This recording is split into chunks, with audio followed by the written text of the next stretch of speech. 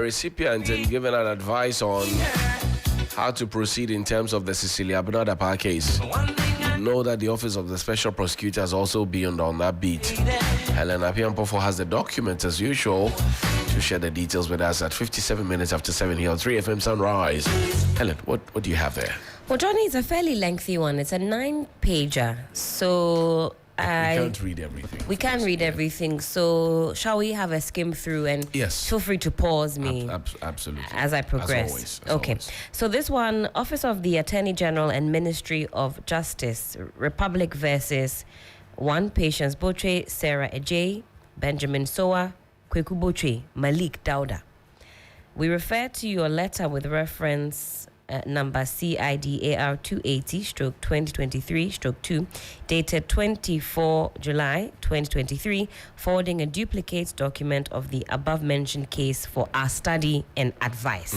Okay, so facts of the case. The essential facts of the case are that complainants Daniel Osei-Kuffour, an architect, and Cecilia Dapaah, a former minister of Sanitation and Water Resources, are husband and wife who live at Abelempe in Accra.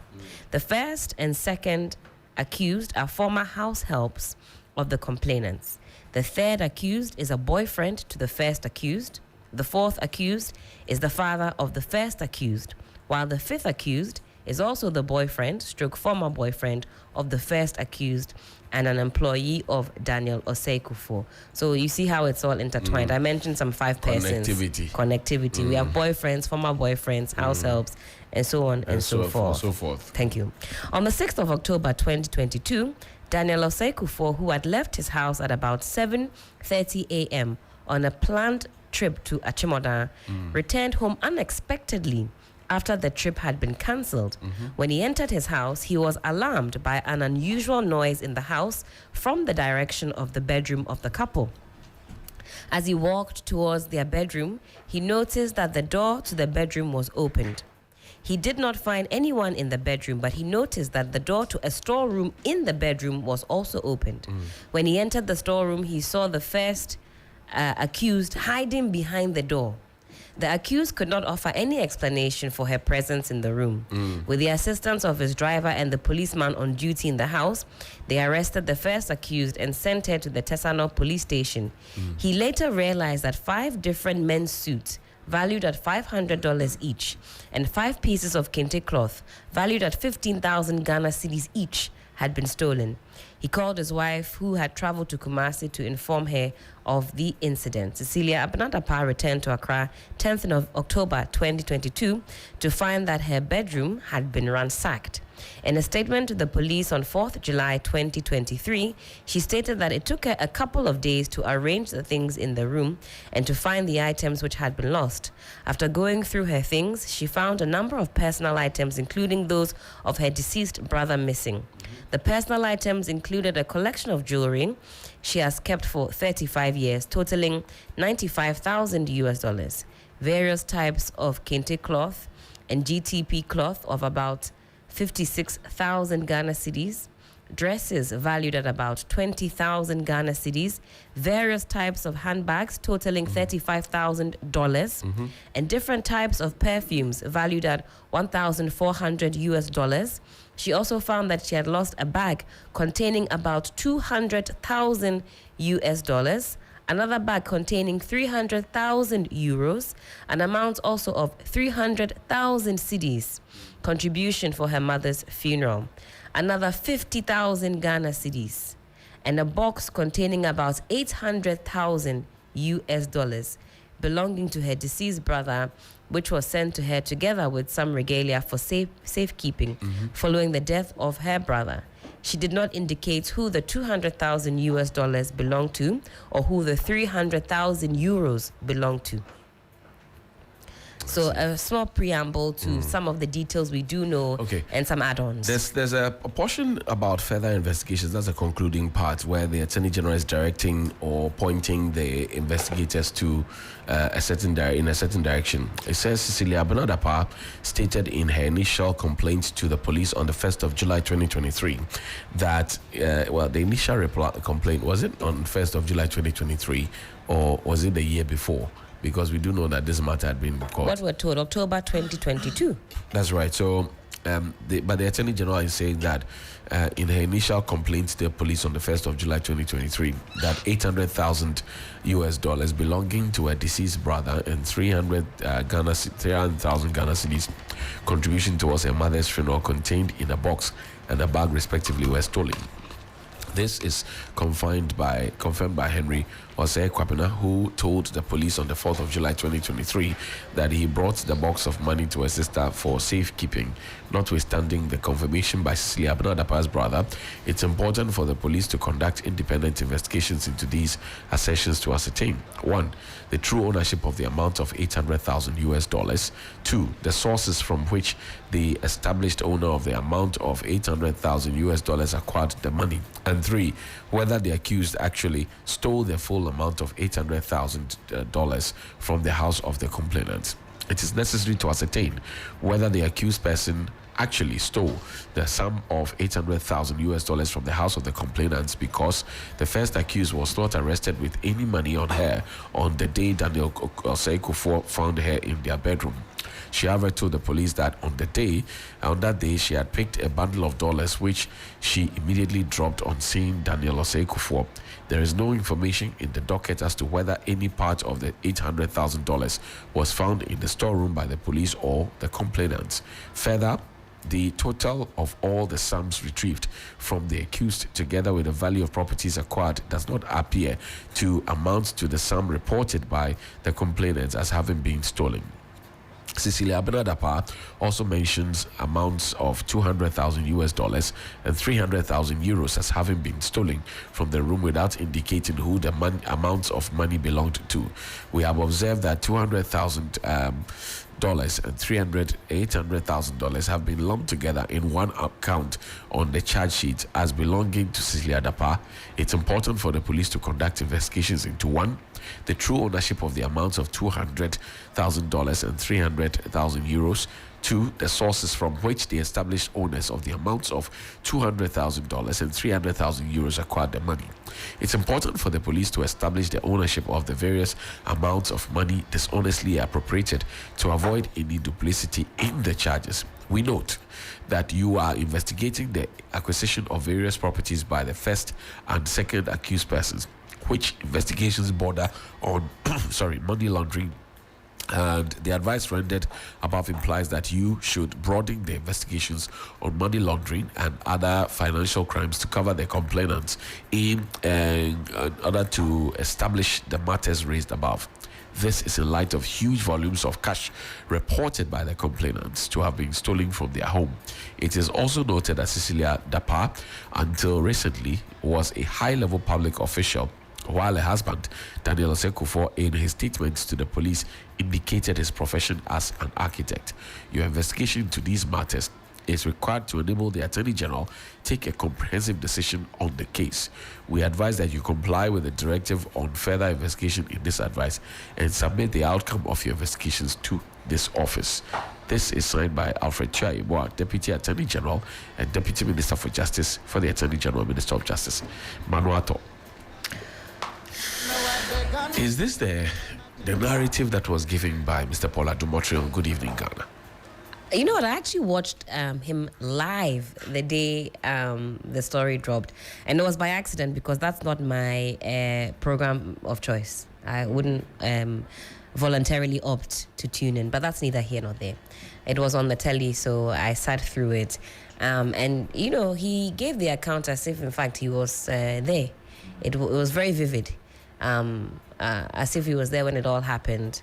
There is some story, or at least a narrative, that is running through in some quarters that this money allegedly belongs to or was the property of can't even be the property of the brother, it's the property of the state. Anyway, I digress. But it was for the deceased brother and was given to her by the mother in a bag. I mean, that's what I've heard also. Same as you have. I don't know. Okay, let's listen to a bit of Mr. Paul Adumotri's explanation on Good Evening Ghana a few days back. I find some similarities in what he said and what the Attorney General is saying. That's right. Listen. Cecilia Dapaah's husband, he's over 80 years old. This is Cecilia Dapaah. She's nearly 70 years old. This is Cecilia Dapaah's husband at work as an architect.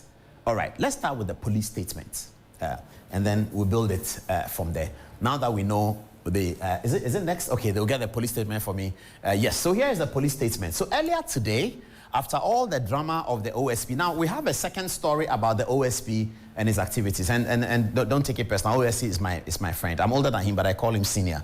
Not too long ago, I was in a long conversation with him. So I know him. He's a good guy. He said he's a good guy. What I'm going to talk about has nothing to do with him personally. It has to do with the way the OSP's office operates, and I'll deal with that coming soon. Now, very, very soon. But now let's start with the Cecilia Dapaah story itself. So this is a press release that's signed by Grace Ansa Akrofi, Assistant Commissioner of Police, Director, Public Relations, and it's as follows. Police submit case docket on investigations into a case of stealing reported by Mr. Daniel Osei-Kuffour and Honorable Cecilia Dapaah to the Office of the Attorney General. So the police have submitted a docket. It says, 1, following a case of stealing reported to the police by Mr. Daniel Osei-Kuffour and Honorable Cecilia Dapaah, former Minister for Sanitation and Water Resources, the police initiated investigations into the case, arrested some suspects, recovered some of the stolen items, and arraigned the suspects before court. Okay, police have since forwarded the docket to the Office of the Attorney General and Minister for Justice for review and advice.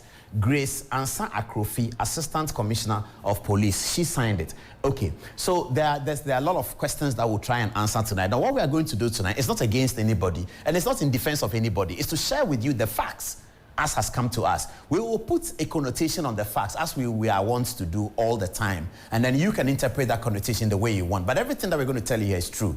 Nothing untrue. Okay. All right. As we have seen, because we have seen the charge sheets on the police. People are asking questions, something like this. Why do you report to the police? Da, da, da. People are even criticizing the president for the kind of statements he released, that it's prejudicial and da, da, da, da. Okay, so let's get to the story.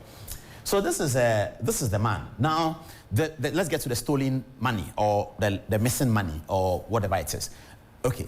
So, no, we will start with 800, please. Let's start with the lower one. Please, please, please, please, please, please. Yes. Okay. So this is the first amount of money missing. 200,000 United States dollars. It was in a bag, according to the report that was made to the police. And the report that was made to the police is months old.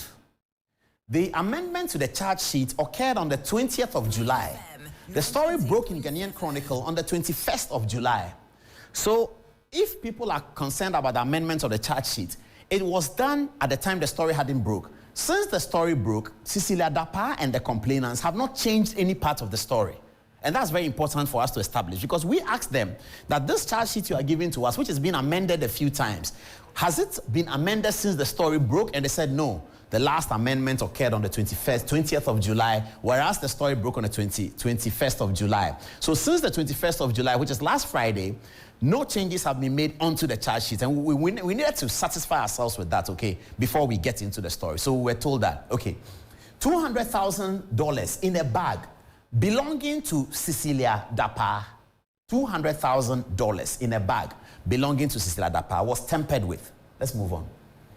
300,000 euros in a bag belonging to Mr. Osei-Kuffour, Cecilia Dapaah's husband, and her business was also in a bag inside the room. Okay.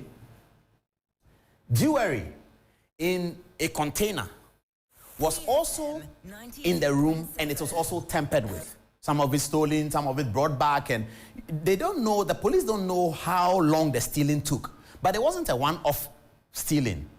I don't know how you call it, conversion for lawyers or whatever. It wasn't one-off stealing. It was pilfering, stealing small. Mabana comes, take 10,000, gives this one come, take 10,000, this one come. And somebody was caught red-handed. That's the story. I mean, that's one people know already. It's in the charge sheet that came out. The guy was caught red-handed, and he said, oh, me, dear, I just took this one. But yesterday, Mabna took this. He's bought a house in a man here. Mabna says, Dauda took this, and he's going. Dauda says that this one took this. So that's the way the thing happened. As we say it in pidgin manner, like that.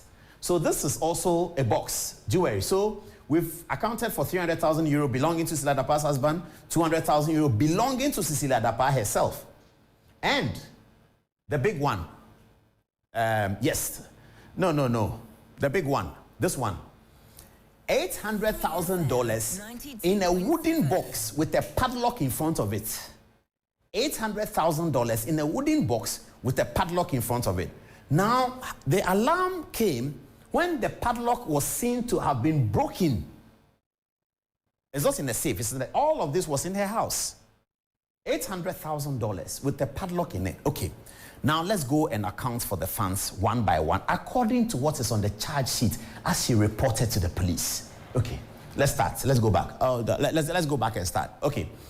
So $200,000 belongs to her. That's what she wrote. It's for me, Cecilia Dapaah. $200,000. Okay.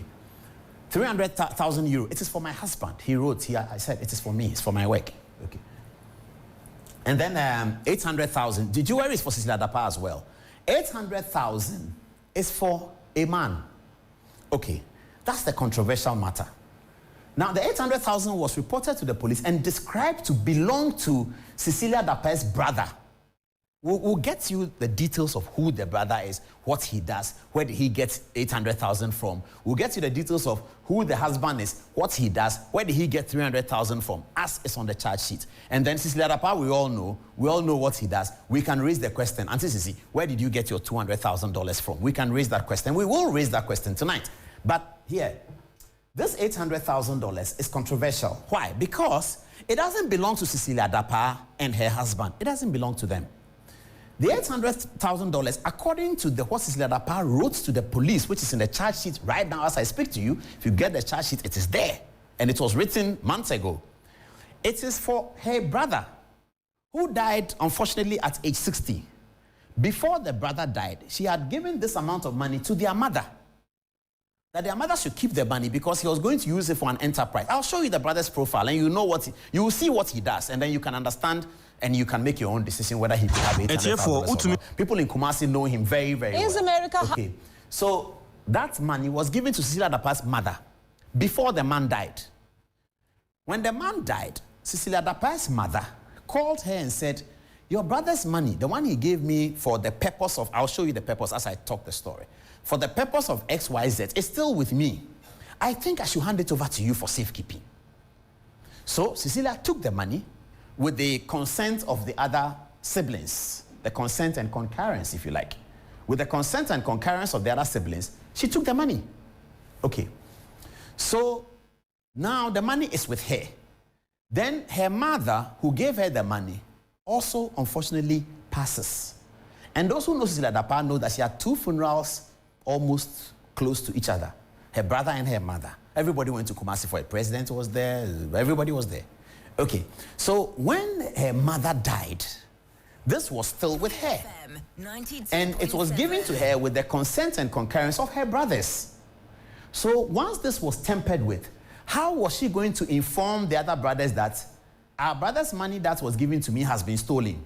She was going to suffer a family integrity crisis. Hence the reports to the police. That's why she reported to the police. Because this money is not for her. And the family people know that it is with her. So the other brothers also wrote a statement in the charge sheet. They wrote a statement. The other brothers wrote and said, yes, we are aware that this box was given to Cecilia and we are aware of the contents. Because if she didn't do that, how is she going to tell the people that the money that was given to me, my brother's money, is missing? How is she going to, how is she going to deal with that? It's a family integrity issue because you live with your husband, your brothers don't live there. And then you come and tell us that the $800,000 is what? Who stole? My brother stole $800,000. Nobody's going to believe it. So it's not all the 800 that was stolen. It's not all that was stolen. But it was broken into by the breaking of the padlock. The seal was broken. So everybody knew that somebody has tampered with this. Now that's why the report was made to the police, so that there will be a public issue. Okay. With that said, let's get to the background of the people. So $200,000 for Cecilia Dapaah, 300,000 euros for her husband, $800,000 for the money that her brother gave to the mother. The mother died and handed it over to her. All right. So it does appear that Paula Dumotri may have more information than the people who may have stolen the money.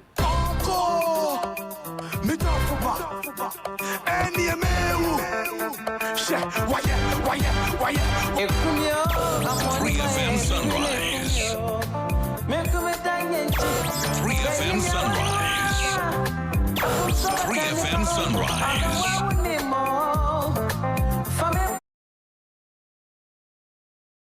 Did the explanation explain for you? To be honest, if for nothing, it put me at the scene of the issue so vividly explained. You were in the room. You felt that you were in the room. Certainly. Where the thing happened. Certainly. Okay. William, were you also in the room? I mean, quite clearly, the alleged theft. Is the microphone for me? The alleged theft is quite clear. The alleged theft. Right. And what is quite opaque is the ownership of the money. And that's one I agree with the Attorney General that the police must investigate. I mean, when it comes to issues of crime and cases of crime, it's just evidence. And so all the noise that everybody will make about it will just remain noise. So if there's issue of ownership and possession, as we speak, we can only speak about possession because the money was in the possession of Madam Cecilia Dapaah. Whoever owns the money must be established. And then beyond that, there are laws that regulates how much you can hold and how you have to explain, especially when it has to do with hard currencies like dollars and stuff like that, because the Bank of Ghana is all over the place trying to monitor how people use some of these currencies, to protect the economy. So if somebody can hold $800,000 in a box for a relative, and herself hold $200,000 for herself or at home, and put together, that's about 12 million cedis. The question we are asking is, it is not the ownership, if beyond the ownership and the possession, the question is, why do you keep such an amount? Why of was money it at home? Yeah. And that question must be answered. But you see, William, if you go to the original charge sheet, the earlier charge sheet that we saw, all the money in there, apart from 6 suits, which the charge sheet, which is actually a matter before the court, okay, and this is before a circuit court, that's where we source the document from. Every single amount which Paul is now trying to explain to us that it belongs to this person, belongs to that person, in that narrative, he said everything belonged to Cecilia Dapaah.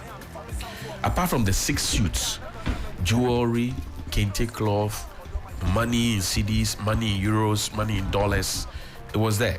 Yeah. The Attorney General is now trying to disintegrate the 1 million, for example, to say there's an 800,000 which first featured in the narrative that Mr. Domotry gave in a box with a padlock in front belonging to the late brother, whose capacity to own $800,000 has been questioned by a neighbor, a supposed neighbor who used to live with them, at Bantama. That's one. There's also $200,000 that Madame Dapaah says it is mine. And then there's 300,000 euros, which per Paul's narrative, the man, Mr. Sekufo, is able to have because he has worked as an architect for a long time. He has built stuff in this country and beyond. So 300,000 euros is something that he should be able to have as an architect who is, past 80 years and all of that. That's the narrative that Mr. Domotry gives us. And that's why I made the remark that it appears that he seems to have more information than the alleged thieves who stole the money. Because the thieves may not know the owner of the money. They may not know. But the thieves know that Madame Cecilia Dapaah possesses that amount of money because it is what the money is put together. All the money was in her possession. So as for whether or not he knows more than them, that's how I can explain it. So, and then beyond that, we stick to the criminal aspect of the matter. We are saying that if you have $200,000 as a public officer, you need to come and explain how you came to by it, the people of Ghana and to the states how you came by it. That's what the AG is asking under investigation. That must be established. Then $800,000, which was in your possession, and which, according to the first statement on the charge sheet, and if I heard right the tape you played, there was an amendment along the line. Right. Because charge sheets are amendable. I mean, once it's not a verdict from even the courts, if the courts come out with a verdict, you can appeal and so on and so forth. So I'm looking at the fact that the 800,000 cedis also has now been pushed into the ownership of Cecilia Dapaah's brother. But William, the charge sheet that we saw which was sourced from the court, okay, which Paul in his narrative, and some have called it defense, whatever, I don't want to go into that, but which we saw, according to Paul, has not been amended after it came into the public domain. That's the point. That charge sheet it did not separate $200,000 from $800,000. But you see, that charge sheet put together $1 million, which the Attorney General says, look, we need to disintegrate it. Obviously, paying in cognizance of the narrative that has been given by Paul as well. And you find a lot of the things that Paul said finding presence in the advice from the Attorney General's department. That's also a question that has been raised. Number two, the Attorney General, importantly, is asking for the ownership, for the police to ascertain and confirm the ownership of these monies, because the charge sheet says Cecilia Dapaah owned everything apart from the 6 suits that belonged to Mr. Osei. His money was never mentioned in the conversation. All the monies on the charge sheet belonged to Cecilia Dapaah. Now, Paul was the one who introduced this belongs to this person, this belongs to that person, this was in a box with a padlock in front and all of that. So now it has become necessary for the Attorney General to say, investigate it and satisfy yourselves that the monies belong to person A, B, C, and D. That's one. I'm also interested in the OSP's investigation, because the issues of theft will be investigated by the police. But the issues of corruption and corruption-related issues, which you are mentioning, how did you come by the money? Why are you keeping such huge amounts of money at home as a senior public official and all of that? That's the leg that the OSP will take on. So the public debate can go on and on. But the bottom line is this. And a colleague of ours has sent me this message. He's asking, unless, of course, the padlock was broken, and that they only found out when they saw the young lady in the room. Because if this is 800,000, and according to the narrative again, the money was not taken all at once, but it was stolen sopi, as Paul called it, nyama, like that. When did they break the padlock? And when was it noticed that the padlock in front of the 800,000 CDs containing box had been broken? There are questions that must be asked. You see, all these questions because the vivid description that was given by Paul Adumotri, like Helen said, takes us into the room. Now we are looking at a room, and then there's a storeroom inside the room. Is that not what they was said? There's a room, and then there's a storeroom inside the room. So now I'm looking at how big the room is, which portion of the room had the storeroom. Why was it not in the wardrobe? All those questions are coming up. Before anybody in the media, baseline, before you do any program, you will do 1 or 2 researches, investigations, whatever. So he has done his thing. He has come out with information. Whatever he has said there, he has said on his show. That is not the results of police investigation. Sure. That's why I'm saying that. As for the talk, people will talk. But this is a criminal case. And for criminal case, it's not an issue about the bystanders, the case of the bystander. So it is about evidence beyond reasonable doubt. I agree. When there's corruption and corruption-related matter, I agree with you. We need to establish ownership. I agree. And when we find the ownership, we need to find the source. I agree with you. And then we find the legitimacy of the source. I agree with you. Then the law will be rolled in. I agree with you 100%. Yes. I'm just saying that. So whatever he has come the to matter do, of the matter of crime was reported to the police. Out of that, there was a charge sheet which made its way to the court and is lying now on the desk of a judge. The matter is before court. It was broken on the front page of the Chronicle. On that charge sheet, it says $1 million. It didn't disintegrate it to say 800,000.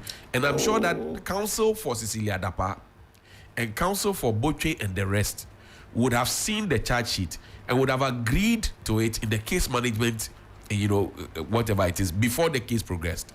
Now, if suddenly somebody on a TV show comes to tell us that, the 1 million is not supposed to be together, it is supposed to be 800,000 and 200,000, and then that prompts the Attorney General to have it in his advice to the police to say, now disintegrate the 1 million which we find on the charge sheet, which Cecilia Dapaah admitted belongs to her. That disintegrate it and put 200,000 in respect of Cecilia Dapaah and 800,000 in terms of funeral donation, and find out if the owners are indeed what they say it is, and then how they came by the money. We should be asking the questions. That's the same thing I'm saying. So this question you've just asked, you've asked it almost the whole time, and I'm saying to you that the charge sheet, whatever is on that charge sheet, they are all allegations. They have to be put to the test of investigation, and this investigation is going to be put to another test of evidence. Okay, you understand what I'm saying? So the Attorney General is the one who will give the order for prosecution. The police are just representing the Attorney General. So what Attorney General will say is what I will say. So if the Attorney General decides to file an only prosecutor, that's it. That's it. Okay. You know what I mean? And unfortunately, the police are just there as vehicles of prosecution for the Attorney General as per the Constitution. So if the Attorney General decides to go with the narrative as it is looking like, right, to buy the 200,000, 800,000 narrative, and decides that, oh, go and investigate, and they investigate and say, okay, nobody owed 200,000, nobody owed 800,000, it was 1 million, blah blah blah. Then that element is taken out. Attorney General files and only prosecutor. That's it. Cleaner man job, glaring agent. Is that because that's the sentiment of the public? The Attorney General. So hold on, so for me, the sentiment of the public is that what the Attorney General has written is the roadmap, all right, to the clearing agent thing. It is a conversation that's within the public domain. Yeah. And that cannot be downplayed, because the Attorney General, we have seen in many cases, file nolli prosequi, where people have actually gone to the court to drag a judge. And they file a nolli prosequi that we find nothing wrong with it. We have no case. We have no evidence to prosecute. So if the Attorney General in this matter, the way, and I played the narrative that Paul gave and what the Attorney General wrote, and how what Paul said found presence in what the Attorney General has written as direction for further investigation to the police. All right? And the Attorney General is the last man who can say, okay, we have a good case, let's prosecute. Okay, we don't have a good case, let's not prosecute. And he's now singing the song. Maybe Paul is singing, or to he's singing tenor. And they are creating the melody and the harmony. The people are beginning to get worried and beginning to get suspicious as well. And so this should be a wake-up call to all of us to say, let's see how it's going. Exactly. You see, that will push us into the moral basket. And that's why Madame Dapaah resigned. She resigned not because she has technically committed any offense. She hasn't. You see, let me make the point. Let me make the point. I agree. She resigned not because she has technically committed any offense, right, as we speak. She resigned because of all that we've said. The public this, the party's image, morality issue. So she resigned. That's point one. Whatever we say this morning will still be tied to the Attorney General so far as the issue of crime, theft is concerned. But William, you do when realize, it comes to the issue of corruption and corruption-related matters, if the Attorney General drops the case, as per what you said, nolli prosequi, the OSP has the mandate. The OSP does not deal with theft. I'm saying that the OSP will go on to look at the corruption-related matters. So now, and that one will also come in. So now, William, you see, before the Madam Cecilia Dapaah resigned, all right, and I, from where I sit as a PR person, she was hoping that resignation would have shut everything, and passive public image. Oh, it's not in our DNA to resign when we are found, to be on the wrong side, and if you resign, then clap for her, hooray, hip hip hip. She was expecting that from where I sit, but that didn't happen. That didn't happen because before that resignation, she had written a press statement with all the errors in it to suggest that there were inconsistencies in the report in the public domain. Subsequent to her resigning, she has not come to tell us the inconsistencies, so-called, that she has identified in the reports that were out there containing the 1 million. In between that was when Paul came, and now the Attorney General is telling us the same thing that Paul is telling us. So when will Cecilia Dapaah come and tell us what the inconsistencies were? And when will she come and tell us who misreported what on her behalf? I mean, she should be forced to do that in court. Well, but you see, if the matter begins to roll, but she would have to come and speak in court. Well, I mean, whatever it is will come out. She will have to. William, she will be forced to speak in court if the Attorney General doesn't file a nolli prosequi. I mean, that's She'll what she'll be forced to speak in court if the Attorney General goes on with the case. If the Attorney General decides not to go on with the case, who will force her to come and speak? I mean, it's early days yet to suggest that Attorney General will not the speak. advice given by the AG and the way that it's worded, I can see Johnny's point in terms of reading the language.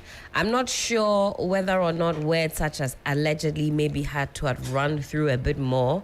For example, personal items, say jewelry that she kept for about 35 years. Would it be prudent for the language to say allegedly, because you say she's had it for 35 years? You don't know that. How does he know? How do they know? Well, that? he knows. Or it's by the statement that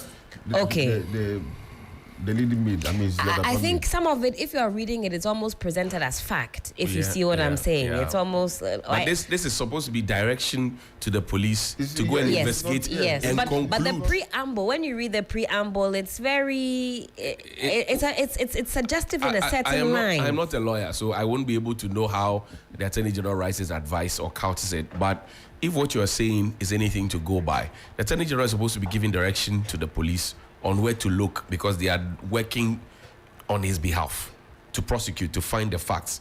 So now, if it appears that what has been put there may be pointing towards facts, when in fact he's asking them to do further investigation, then there may be a challenge. I mean, No, I suppose it's regurgitating what has been put in the police domain. At every stage, every line in all these will be Use the microphone for me. presented as facts before the court. Okay. So if I say it's a fact, it doesn't mean that it's true. It's true. Okay. These are facts before the court. Facts are facts, but not all facts are true. That's You know right. what I mean? So Okay. those things, and this is just writing to an agency that is working for. Okay. Attorney That's General. fair. So those ones, That's I mean, fair. once it doesn't go into the law courts. The law courts. It's That's 8:34, and later, not so long before now, after we'll have Engineer Kwabena J. Japan. He wants to be president on the ticket of the NPP. He will be here in flesh and blood. But around this time, we also dash you money. We call it cash out. It is on 3FM 92.7 Sunrise Morning Show. We dash you money, *439#. *439#. We will dash you money. So pick up your phone. Like it's a Yam, it's an iPhone, it's a Samsung, itel, whatever it is. Pick up your phone. Dial *439#. Make sure it's a Momo line. Make sure you don't own quick loan. And all of that. But *439#. You done? *439#.